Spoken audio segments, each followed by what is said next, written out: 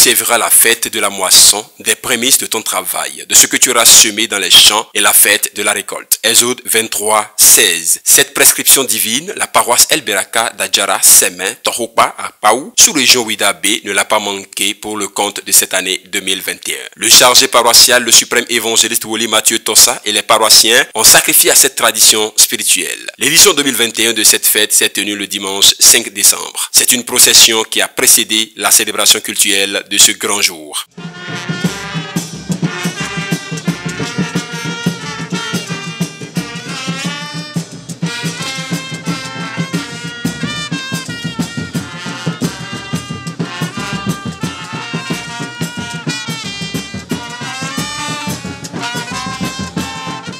Pour conduire le culte, l'honneur a été au seigneur évangéliste Woli Henri Bo de la paroisse Saint-Raphaël Finayon S. Rouclema. Prières de remerciement, de reconnaissance et autres ont été adressées au Dieu créateur de l'univers.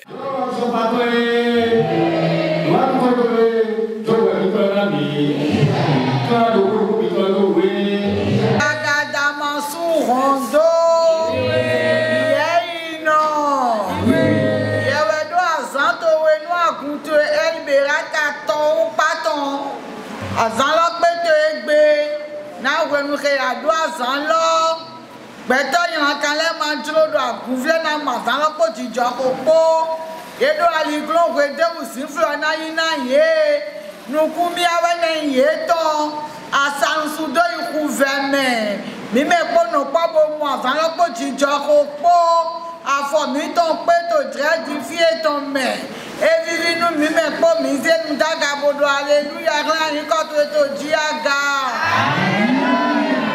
aya je me wole ton ni bio mi me kokule ko me ye je e uto wa yi kondo agun lo go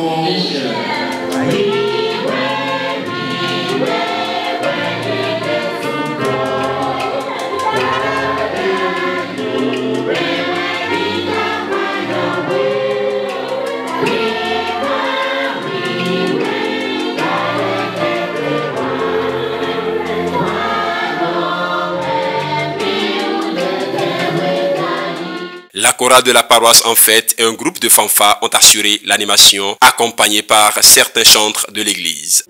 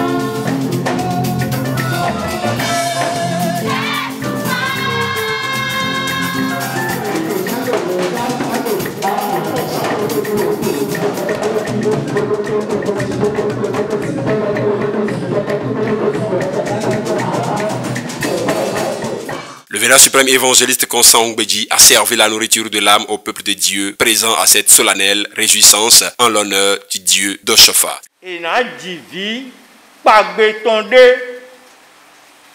doda yi dodo vide na timbo e na divi o gbonu jawu si aliji hotare bododa yi o ekobe dido si ezaime dopo ekoje doda yi ni odo jido azande na tin des ans de na ton je gbonu do kunkan David itome bo egbe o e wa do kododo des ans e na ton e wa do di do nu mi we no bi do Christ men e ko yin kwezan bo ko e mi la se do fi do egbe o e yin jidi des ans e yin ko de na dogbibo me e yin ko de go ko me san e ma ko du mo do nu me de na wa bona hune we si u vetu ele me den do me hune ganto ma u e da jinu kun sin ai kun gwa po nu e de me le po we do me na sedo we o dada me we na se me o do nu bo kana sedo ni dele we na sedo ni me de se to ni bodi de do iro ma u le o ni de we na sedo esin pa boy ka no do pa bono goma de gbede a esin pa we donu mi do gbedo me de na hunle mi o e na se me o do be na wa bo na wa hunle mi e na wa yi mi sin a hobby ai hon ton le o gan yi hon ton le e pache na yi hon bo nu de juro ele we no ze bi gbe to ton le do blo na e na wa yi mi sin me mo ko ton si e mi se ko mo ko ton awa jije mewe mi na de e na ni do ko mi ton le kaka doidoi. Instant laga, la manifestation de la gloire de Dieu a été apparente.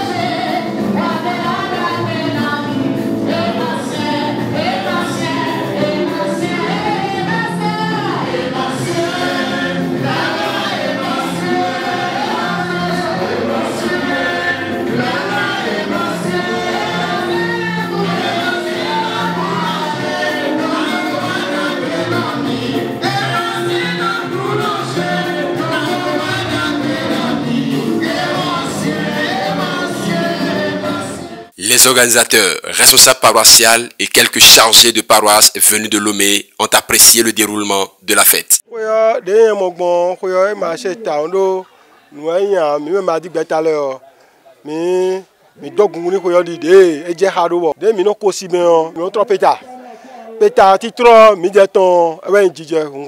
ONG La Voix des Visionnaires, c'est une ONG qui aide beaucoup sur le plan social. Nous nous efforçons en quelque sorte d'aider les enfants démunis les enfants qui n'ont absolument rien, dont les parents sont décédés, et les personnes de troisième âge. C'est en quelque sorte les objectifs de l'ONG La Voix des Visionnaires. Maintenant, La Voix des Visionnaires internationale, nous accompagnons sur nos différentes paroisses, au moins dans ces moments-là que vous avez eu le temps de constater tout à l'heure, et sur les fêtes de moisson, les fêtes d'action de grâce, etc.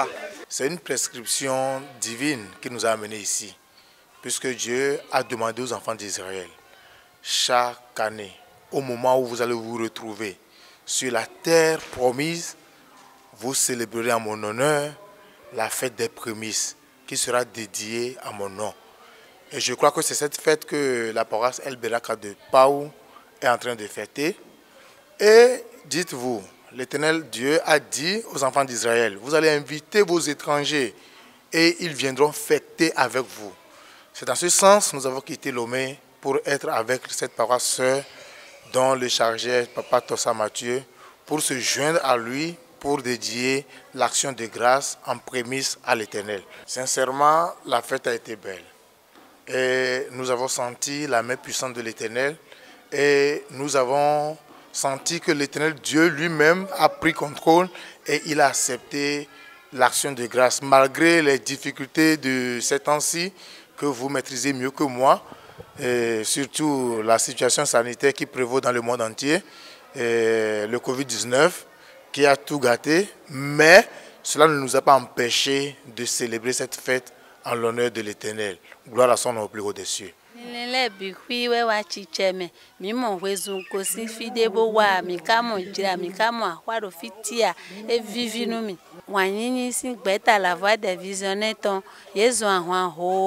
Bowa bono gudoche me mirale bino gudoche ma osi jomio no mi me bikwiji bo mi bloka ka je fifonu ale dede mi ona kondo yeji mi me mama leo mendele ye danu mendele bla mi sa homendo mendele chofi de melede bodo nduwe kanu kwiji ye no fo bo edeu dede ha mi kaka wa mi fonu wi wa mi tonle. À l'endroit du chargé, je ne peux que le souhaiter une bonne chance pour l'année nouvelle et que l'œuvre que Dieu l'a confiée prospère dans ses mains.